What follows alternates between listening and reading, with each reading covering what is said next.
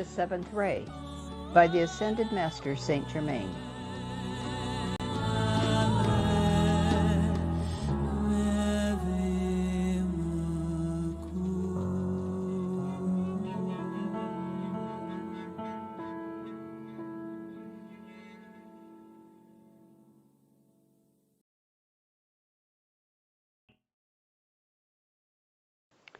The Law of Forgiveness.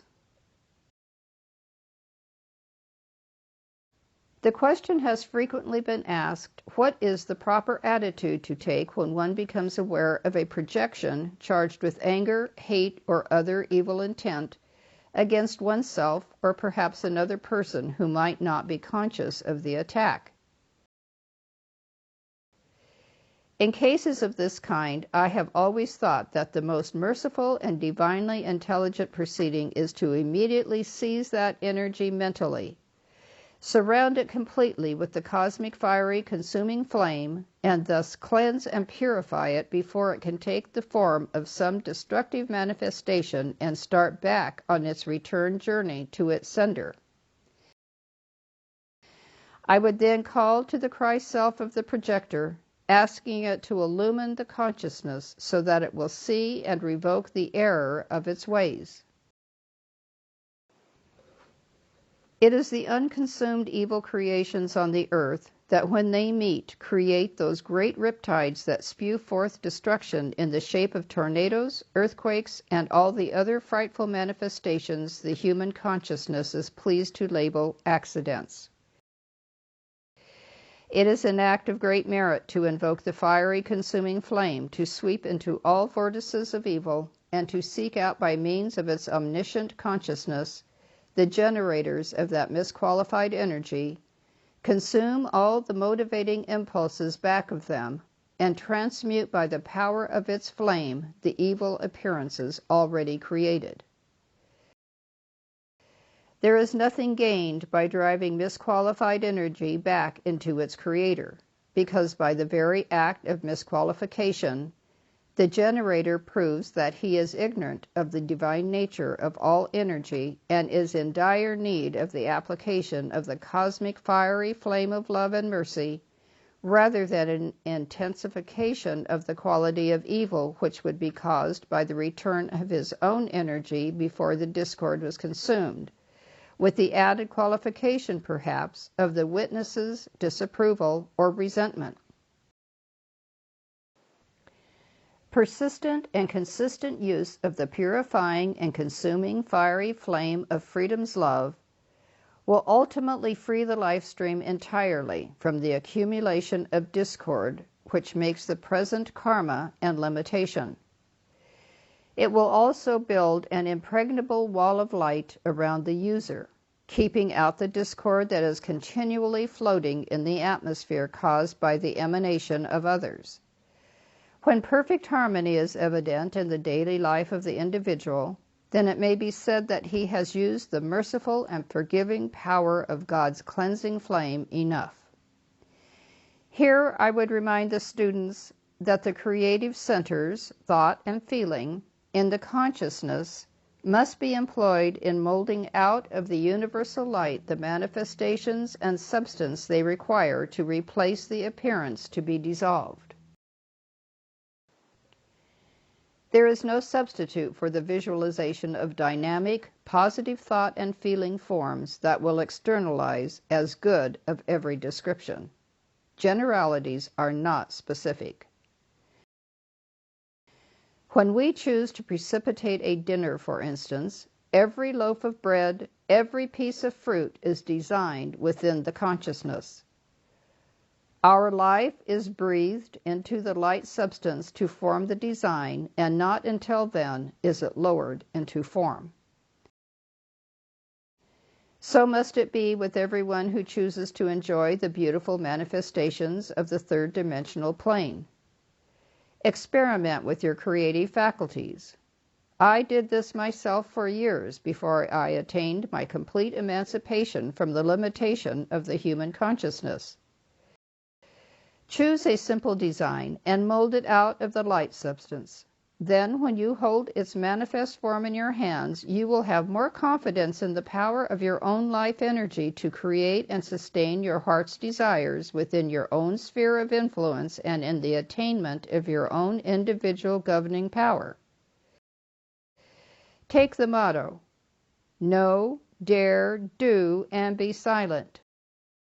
This makes for success.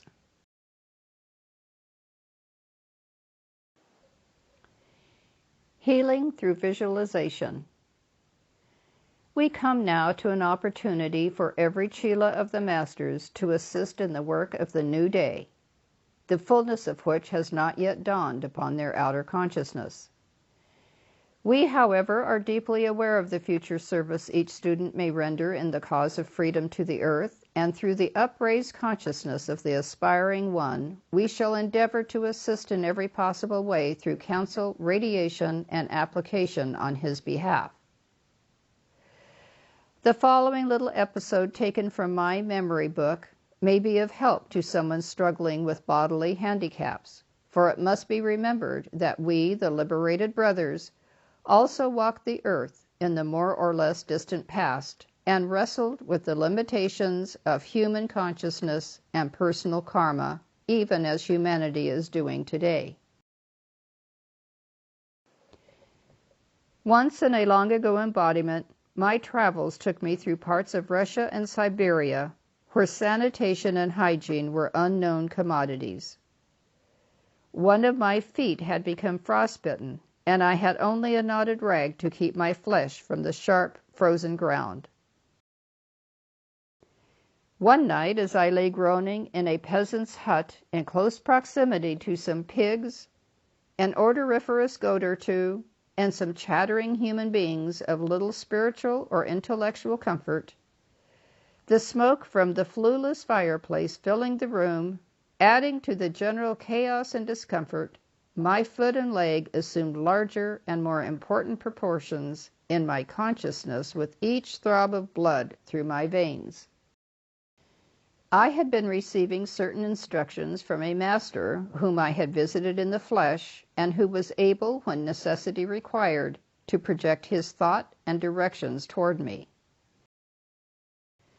Suddenly, through my unhappy thought, there passed a ray which was like a commanding hand silencing my human thinking. I realized he was trying to reach me, and composed myself as best I could emotionally. Then the familiar relaxation in my feelings told me he was near. He did not speak, but literally projected into my mind a picture of the most beautiful pair of feet I had ever seen, either with the inner or outer vision. Underneath the feet there seemed to be what looked like twin suns, one under each arch, that poured up in rays through them, the whole picture reminding me of the action of God moving across the face of the earth in His name. I became so interested in this vision that the room, the external environment, everything faded away. Afterwards, I realized that he was impressing the perfection of those feet into my mind, my feelings, and through the visual sense into the substance of my physical body as well. Finally, after what seemed hours of contemplation on just 2 feet, he spoke. "These are the feet which God endowed you with in the beginning. Use them."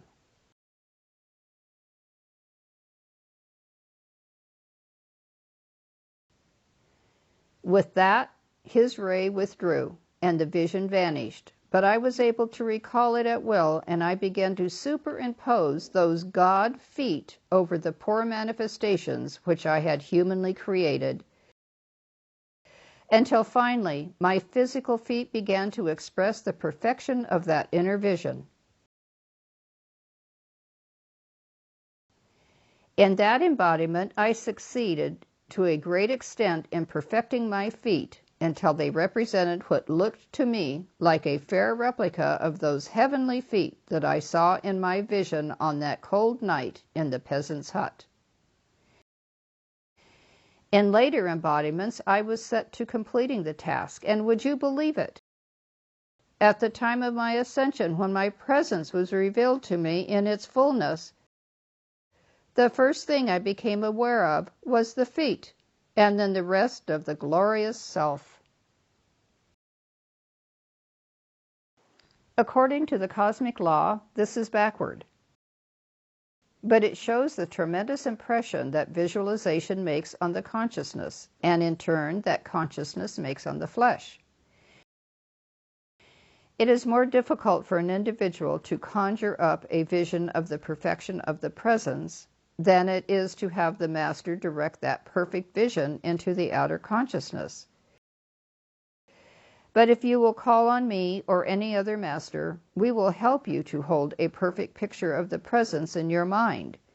And no matter what part of the body needs assistance, if you will see with your mind's eye that particular portion of your physical body transmuted into the perfect body of the Christ self, you will have the same results that I had with my frostbitten feet.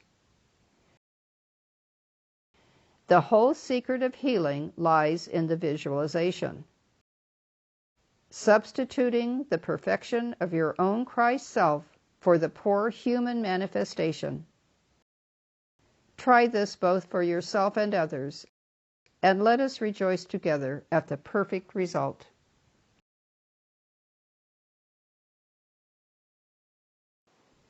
The animal kingdom.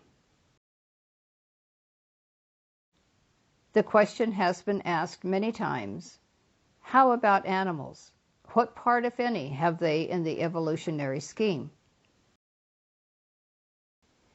It has been said that if they did not have a right to existence, God would not have commanded Noah to build the ark and save as many as he could from the destruction of the flood.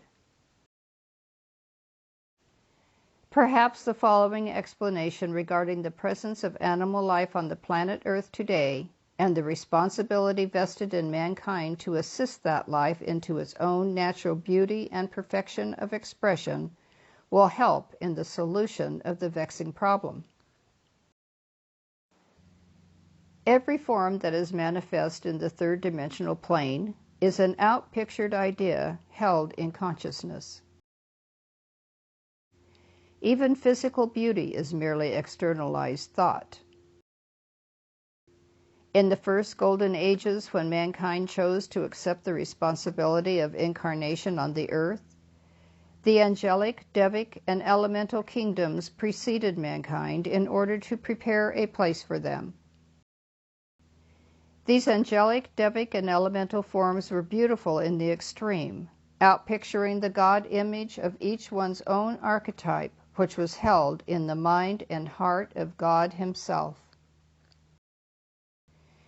Even the repellent octopus of today was once a lovely golden miniature sun, its tentacles rays of iridescent light, and the oyster and the clam of today were once beautiful little fairy forms.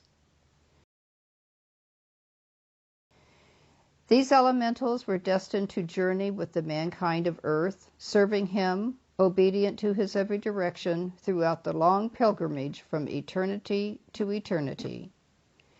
There was no unpleasant or impure form on the earth before mankind came. When the first group of souls left the sun, they too outpictured the glory of their own electronic bodies, and the physical garments they wore externalized the God image which they remembered clearly in their consciousness.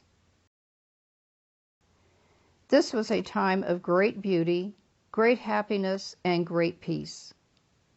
There was no veil between the inner presence and the outer mind, and constantly dwelling on the perfection of their own archetype or presence, absorbing its beauty with their physical sight, enjoying its presence with their feelings, the pliable substance of elemental life of which their bodies were composed, obediently manifested that divine image in man, woman, and child. Truly, this era was aptly described as the Golden Age, and the people's habitation the Garden of Eden. As time went on, man's attention wavered. He no longer directed the full power of his thought and feeling consciousness to the blueprint, the design of which he was to outpicture.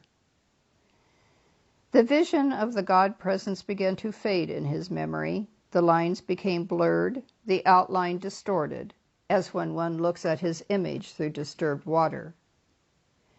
Then, because the consciousness no longer held the true image, the projected form, which is no more than the film in the camera, took on a like distortion, and the physical bodies of the people outpictured the cloudy concept of divinity, which had filmed over, so to speak, the immaculate conception of their own archetype.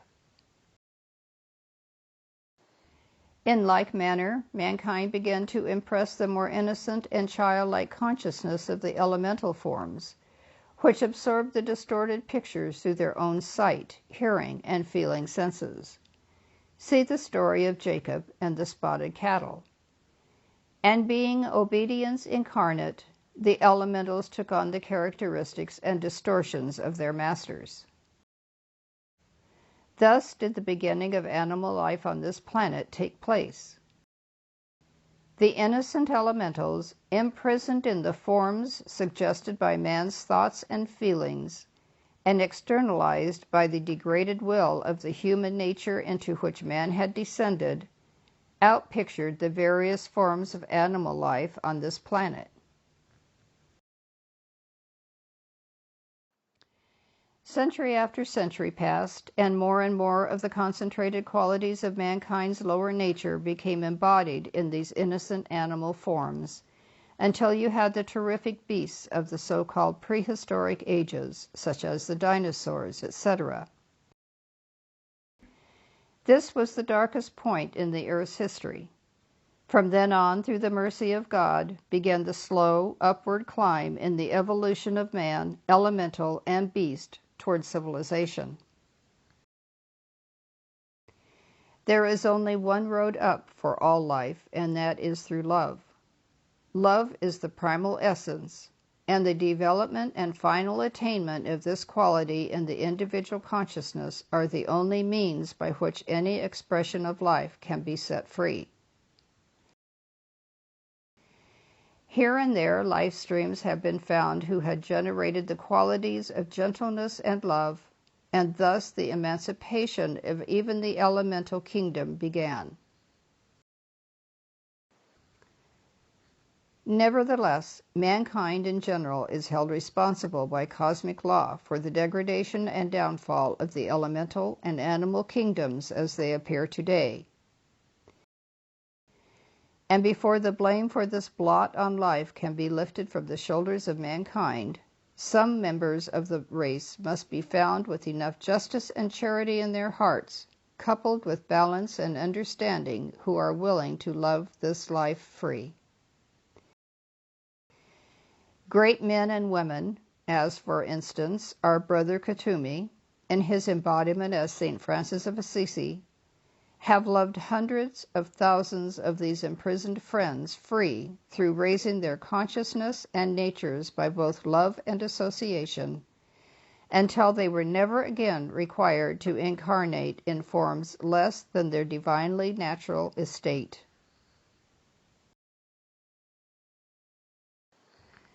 Some life streams are naturally suited to this service. Some have volunteered at inner levels to assist these kingdoms because of particular indebtedness to their members through past activities of one kind or another. This does not mean that people should fly off at a tangent and generate undue sentiment regarding these creatures, but rather hold a steady, balanced, middle course aspiring to the harmlessness of the Holy Spirit in their relation to all life expressions, calling on the law of forgiveness for man's selfishness and ignorance, and through their knowledge of the sacred love of the sacred fire, bathing the planet with its teeming life expressions in the cosmic fiery consuming flame of freedom's love, thereby helping to raise this innocent life into its former state of freedom. In certain esoteric orders, there have been stipulations prohibiting the presence of animals in the environment of its students. There were several reasons for this, one being that the neophyte was expected to devote his entire attention to his spiritual search. Therefore, his association with any form of life, even that of his own kind, was absolutely forbidden during his novitiate. Many people, therefore, prefer to eliminate as much as possible any presence, human or animal, which might adversely affect their own auras, failing to take into consideration the fact that the strength within their sphere of influence might be the leaven in the loaf of the lesser intelligence.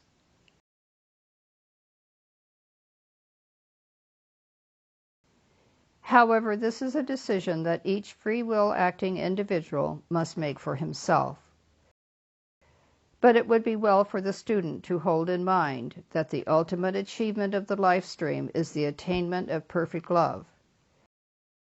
Therefore, the more tolerance and patience he will cultivate toward the innocent expressions that are also struggling up the ladder of evolution, the sooner will he find himself in the heart of God, where all life is one. The presence on earth of any form which is expressing less than perfection should not only be a reproach to man for his remissness in the past, but an appeal from the imprisoned life within those forms which, interpreted by the merciful, reads, "Love thou me free,